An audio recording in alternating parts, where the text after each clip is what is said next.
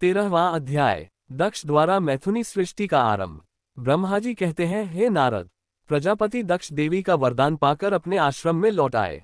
मेरी आज्ञा पाकर प्रजापति दक्ष मानसिक सृष्टि की रचना करने लगे, परंतु फिर भी प्रजा की संख्या में वृद्धि होती न देखकर वे बहुत चिंतित हुए और मेरे पास आकर कहने लगे, हे प्रभु, मैंने जितने भी जीवों की रचना की है वे सभी उतने ही रह गए, अर्थात उनमें कोई भी वृद्धि नहीं हो पाई। हे तात, मुझे कृपा कर ऐसा कोई उपाय बताइए जिससे वे जीव अपने आप बढ़ने लगें। ब्रह्मा जी बोले, प्रजापति दक्ष, मेरी बात ध्यानपूर्वक सुनो। तुम त्रिलोकीनाथ भगवान शिव की भक्ति करते हुए ये कार्य संपन्न करो, वे निश्चय ही तुम्हारा कल्याण करेंगे।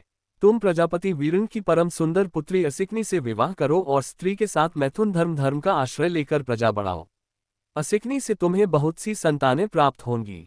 मेरी आज्ञा के अनुसार दक्ष ने वीरण की पुत्री असिकनी से विवाह कर लिया।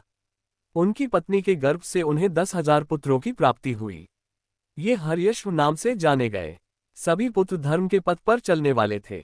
एक दिन अपने पिता दक्ष से उन्हें प्रजा की सृष्टि करने का आदेश मिला। तब इस उद्देश्य से तपस्या करने के लिए वे पश्चिम दिशा में स्थित नारायण सर नामक तीर्थ पर गए। वहां सिंधु नदी व समुद्र का संगम हुआ है। उस पवित्र तीर्थ के जल के स्पर्श से उनका मन उज्ज्वल और ज्ञान से संपन्न हो गया। वे उसी स्थान पर प्रजा की वृद्धि के लिए तप करने लगे। नारद, इस बात को जानने के बाद तुम श्रीहरि विष्णु की इच्छा से उनके पास गए और बोले, दक्षपुत्र हर्यश्वगण, तुम पृथ्वी का अंत देखे बिना सृष्टि की रचना करने के लिए कैसे उद्यत हो गए। ब्रह्मा जी बोले, हर्यश्व बड़े ही बुद्धिमान थे। वे तुम्हारा प्रश्न सुनकर उस पर विचार करने लगे। वे सोचने लगे कि जो उत्तम शास्त्ररूपी पिता के निवृत्तिपरक आदेश को नहीं समझता, वह केवल रजोगुण पर विश्वास करने वाला पुरुष सृष्टि निर्माण का कार्य कैसे कर सकता है। इस बात को समझकर वे नारद जी की परिक्रमा करके ऐसे रास्ते पर चले गए जहां से वापस लौटना असंभव है। जब प्रजापति दक्ष को ये पता चला कि उनके सभी पुत्र नारद से शिक्षा पाकर मेरी आज्ञा को भूलकर ऐसे स्थान पर चले गए जहां से लौटा नहीं जा सकता, तो दक्ष इस बात से बहुत दुखी हुए। वे पुत्रों के वियोग को सह नहीं पा रहे थे। तब मैंने उन्हें बहुत समझाया और उन्हें सांत्वना दी। तब पुनः दक्ष की पत्नी असिकनी के गर्भ से शबलाश्व नामक एक सहस्र पुत्र हुए। वे सभी अपने पिता की आज्ञा को पाकर पुनः तपस्या के लिए उसी स्थान पर चले गए जहां उनके बड़े भाई गए थे। नारायण सरोवर के जल के स्पर्श से उनके सभी पाप नष्ट हो गए और मन शुद्ध हो गया। वे उसी तट पर प्रणव मंत्र का जाप करते हुए तपस्या करने लगे।